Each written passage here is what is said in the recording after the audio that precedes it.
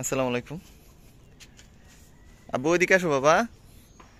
এই বলতে চাচ্ছিলাম যে আসলে গাছের টবের মাটির বিষয়ে, যে ওই পাতা বড় হয় কেন, বা ফল ভালো, বা মাটি এত গাছগুলো এত সুন্দর মাশাআল্লাহ লাগছে, আমাদেরগুলা এত পাতা বড় না, পাতা ছোট, এত অনেক সমস্যা।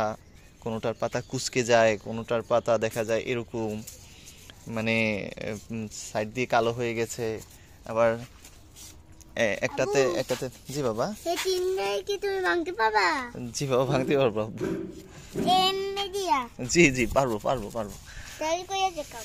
আচ্ছা একটু একটু আব্বু একটু কথা আর বলতে। এই কইয়া দেখাও। এখানে এই দেখুন, এই চারাটা। আবু এটা ভাঙতে গিফট আছে। আচ্ছা দেখি কি গিফট দিবা তুমি। হ্যাঁ? যে জানাই কি গিফট। আচ্ছা ঠিক আছে, রাখো রাখো আব্বু, ভাঙি শক্ত করে ধরতে হবে। এই গিফট আমি ডাকদুমে। গিফট মানে দর্শন না। আচ্ছা গিফট আমি ডাকদুমে। আচ্ছা আচ্ছা, ঠিক আছে, আচ্ছা ঠিক আছে ঠিক আছে। মাম্মা মাম্মা আচ্ছা আচ্ছা আচ্ছা ঠিক আছে আব্বু, থ্যাংক ইউ আব্বু, thank you thank you thank you. আচ্ছা আচ্ছা আচ্ছা আব্বু একটু কথা বলতেছি। দেখো দেখুন, এই এই গাছটার যেটা, এটা একটা সবচেয়ে বেশি কমন সমস্যা আমাদের, এটা হলো এটা হচ্ছে ক্যালসিয়ামের অভাব। এখন এই ক্যালসিয়ামের অভাবটা আবার সাথে সাথে অনেকগুলো হয় ছত্রাকজনিত সমস্যা হয়। ছত্রাকজনিত যদি সমস্যা হয়, এটা আগেও বলেছি, পাতাটার শেপ এত বেশি কুঁচকাবে না। আর ক্যালসিয়ামের অভাব হলেই নতুন পাতাগুলাতেই আপনার এরকম একদম কালো হয়ে এরকম এই পাতাগুলা কুঁচকে যাবে, ফলগুলা সুগঠিত হবে না, ফুলগুলো এত ভালো হবে না। দেখাই দুটা গাছ পাশাপাশি, এটার ফুলগুলো দেখবেন কত সুন্দর মাশাআল্লাহ, একদম এরকম। আর এটার পাতাগুলো ভালো আছে, কিন্তু এটাতে এরকম। এখন বলতে পারেন যে আপনার গাছ সবগুলোতে এরকম মানে ভালো আছে, এটাতে কেন এরকম হলো? সত্যি বলতে আমি কোনো মানে মাটি প্রস্তুতের সময় আমি জিপসাম দেই নাই, চুনও দেই নাই। মাটি প্রস্তুতকালে সবচেয়ে বড় ভুলটা যেটা আমরা করি, এটা হচ্ছে প্রয়োজনীয় যে উপাদানগুলা মাটিতে গাছের জন্য প্রয়োজন, ওগুলা সরবরাহ না করা। আর এটা যদি একটু খেয়াল করেন, এটা হচ্ছে একেবারে ছোট সাইজের, মাত্র 7 ইঞ্চি একটা টব। 7 ইঞ্চির ভিতরে এটার উপরের অংশটা বলা যায় 6 ইঞ্চি মাটির ধারণ ক্ষমতা, আর নিচের অংশটা হচ্ছে প্রায় মানে 3 থেকে 3.5 ইঞ্চি। মানে এত ছোট টবের ভিতর মানে গাছ বেঁচে থাকবে, হবে, কিন্তু ফলন আপনি ভালো আশা করতে পারেন না। আমি জাস্ট আমার নিজের জন্য, তো এই জন্য আমি এখানে এই 7 ইঞ্চি টবগুলো ছিল এটাতে লাগাইছি, এটাতে লাগাইছি। এটা হচ্ছে 8 ইঞ্চি টব, আর ওইগুলো হচ্ছে 10 ইঞ্চি টব। আগে থেকেই বলছি যে 10 ইঞ্চি টব হচ্ছে বেস্ট। 10 ইঞ্চি টব মানে 12 ইঞ্চি হলে খুবই ভালো হয়, এর উপরে তো বেশি দরকার নেই, কিন্তু 10 ইঞ্চি টব আপনার ন্যূনতম হলে আপনি গাছগুলা একদম তার পরিপূর্ণ পুষ্টি এখান থেকে নিতে পারবে। আর 8 ইঞ্চিতেও হবে, এগুলাতে তো ফলন আসলে ইনশাল্লাহ দেখতে পাবেন। তো যেটা বলার ছিল, এটা হচ্ছে আমার এই চারাগুলা, আমার এই গাছগুলা লাগানো হচ্ছে জুলাইয়ের দিকে। আমার গাছগুলা যখন সব মরে গেছে, তখন এই আমি আবার নিয়ে আসছিলাম, প্রায় অনেক চারা আনছি, মানে কতটা বলবো, 100টার কাছাকাছি। জুলাই মাসটা খুবই টাফ একটা সময়। 100টা গাছের, 100টার মতো গাছের থেকে আমার মাত্র 10টা কি 12টা চারা বাঁচছিল, এবং ওগুলা আমার ক্যারেটই ছিল। যারা দেখেছেন আমার পুরাতন ভিডিও একটু দেখতে পারেন, এরকম এরকম ক্যারেটে আমি মাঝখানে লাগিয়ে রাখছিলাম। এই ক্যারেটগুলাতে ছিল, এবং ওইগুলা থেকে কিছু রানার বের হয়েছে মাসখানেক পর, 1.5 মাস পর। তখন সময় হচ্ছে আগস্টের দিক। সেই সময় এগুলাতে এত বেশি মানে অতিরিক্ত ভাবসা গরম, এবং গরমে তো মারাই যাচ্ছে। আর সাথে সাথেই একটানা বৃষ্টি ছিল। যারা আমাদের, এটা তো 2025-এর, আজকে হচ্ছে 5 তারিখ। এটা একরকম ইয়াতে গত বছরের সিজনটা যে কত টাফ ছিল একটানা বৃষ্টিতে, যারা অনেক পুরাতন আছেন তাদেরও চারা সব মরে গেছে। কিন্তু আলহামদুলিল্লাহ আমার কোনো চারা, মানে এই টবে স্থাপন করার পরে আমার চারা মানে 5%ও মনে হয় না যে মারা গেছে। মানে মনে হয় একটা কি দুইটা চারা মনে হয় মারা গেছিল। আমার প্রায় এরকম টবে যখন দিছি, আমি একসাথে প্রায় এখানে 40টা টবের মতো দিছিলাম প্রথম। এখন এই মারা না যাওয়ার কারণ কি? মারা না যাওয়ার মূল একটা হচ্ছে এই টবের মাটি প্রস্তুতি। আমার মাটিটা আপনার যদি আগেও বলছি, মাটিতে প্রয়োজনীয় পুষ্টি উপাদান দিয়ে মাটি আগে তৈরি করে রাখবেন, এবং এরপর এই গাছগুলাকে লাগাবেন। আমি মাটি প্রস্তুতির সময় যেটা করেছি এটা হচ্ছে টবের নিচে একদম প্রথম ইটের কণা দিছি, এবং ছিদ্র তো ছিলই, তার উপরে শুকনো পাতা দিছি, পাতা বা খড় জাতীয় কিছু। এর উপরে আমি মানে 1 লেয়ার 2 লেয়ার, এর উপরে আমি দিছি আসলে কোকোপিট, একদম কোকোপিটের একটা আস্তর দিছিলাম প্রায় আরও 1 ইঞ্চি।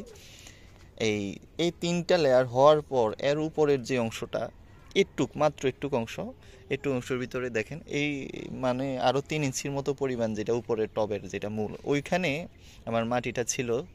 মাটি যদি আমি মানে একেবারেই কম, সর্বোচ্চ 10 থেকে 15% মাটি, প্রায় 30 থেকে 35% হচ্ছে আপনার কোকোপিট, মানে 50% গেল। এরপরে জৈব সার জাতীয় ট্রাইকো কম্পোস্ট বা জৈব সার, আপনি এটাকে শুকনো গোবর সারও দিতে পারেন, ওইটাও দিতে পারেন, ওইটা আরও প্রায় 30%-এর মতো, এবং 15 থেকে 20% দিয়েছিলাম এরকম বালি। এখন এটাতে বালি ছিল, ট্রাইকো কম্পোস্ট ছিল বা জৈব সার, এরপরে কোকোপিট ছিল, তারপরে আরেকটা ছিল ওই মাটি ছিল। মাটি একেবারেই কম, এই জন্য আমার এটা এতটা উর্বর যে শিকড় একদম সে সম্পূর্ণ শক্তি নিয়ে গাছটা ছিল। আর এত যে বৃষ্টি হয়েছে, সব সময় আমি কোনো ছায়াতে বা কোনো শেডে রাখি নাই, এখানেই ছিল। আপনি চাইলে পুরাতন আমার ভিডিওটি দেখতে পারবেন। ওইখানে আমার এই সবচেয়ে বড়টার যেই গাছটা একটা শক্তি বা একটা প্লাস পয়েন্ট ছিল, এটা হচ্ছে এই গাছগুলাতে কোনো পানি, আপনি যতই পানি দেওয়া হয় কোনো পানি এতে জমে না। কারণ আমার এই যে কম্বিনেশন মাটি প্রস্তুতি, মিডিয়া প্রস্তুতি যেটা, এর কারণে, এই প্লাস পয়েন্টের কারণে এটাতে এই আগস্টের সময় যে অতিরিক্ত বৃষ্টি হয়েছে, বর্ষণ হয়েছে, ওই বৃষ্টিতে এটা কোনো মানে এক ফোঁটা পানিও যাবে না। তো এটা এখন যদি আমি পানি দিই, সাথে সাথে এটা নিচে চলে যাবে। আর স্ট্রবেরি গাছের উপর দিকে মানে থাকে, শিকড়গুলো উপরেই থাকে বেশি, মানে 4-5 ইঞ্চির মধ্যে থাকে। তাই আপনার বড় বালতি, বড় ধরনের ড্রাম ওই রকমের আসলে দরকার হয় না, ওইটা অপচয় বলা যায়। আপনি ছোট জায়গাতে করতে পারলে আপনি কেন তাকে বড় অতিরিক্ত জায়গাতে ফেলে রাখবেন? বড় জায়গাগুলো আসলে বড় গাছের জন্য।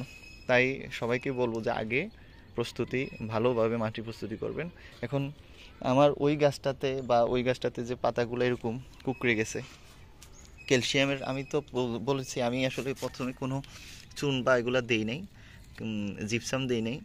আর মাটিটা এটা তো একেবারেই ছোট, তার ভিতরে সে যে পুষ্টিগুলো এতদিন পেয়েছে সেইগুলা গ্রহণ করেছে, এবং পরবর্তীতে এগুলো যখন এই অংশে মানে ক্যালসিয়ামের ঘাটতি, ক্যালসিয়াম স্ট্রবেরির জন্য একটা খুবই বড়, মানে খুবই বেশি প্রয়োজনীয়।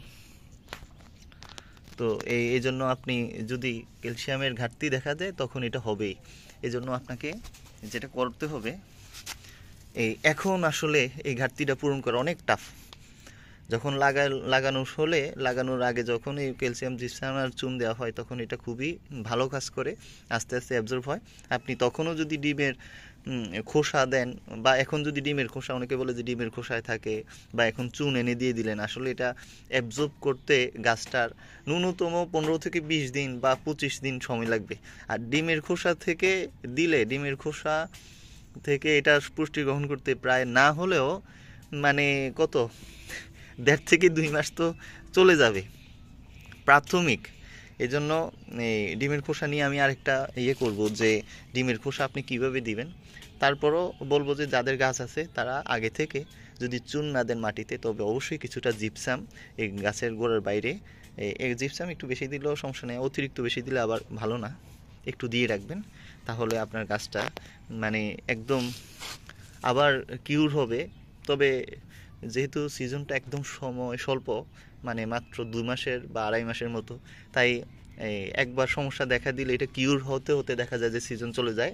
সেই জন্য আগে থেকে লাগানোর পূর্বেই গাছের টবে প্রয়োজনীয় পুষ্টিগুলা আপনি রাখতে চেষ্টা করবেন।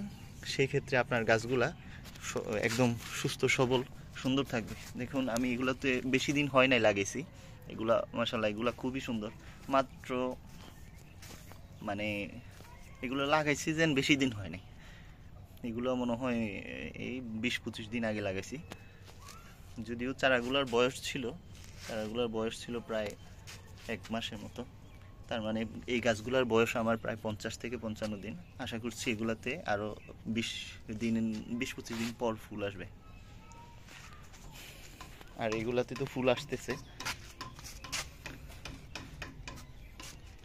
যত্ন বলতে পাতাতে এরকম কোনো সমস্যা আছে কিনা এটা অবশ্যই দেখবেন। এই পাতাটাতে আমি দেখেছি এটা যখনই আর্দ্র আবহাওয়া থাকে, শৈত্যপ্রবাহ থাকে, তখনই এই শুঁয়োপোকাগুলো আক্রমণ হয়।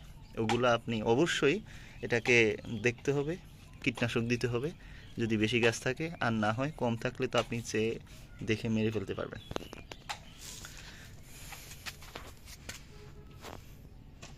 সে অসুস্থ হয়ে আছে।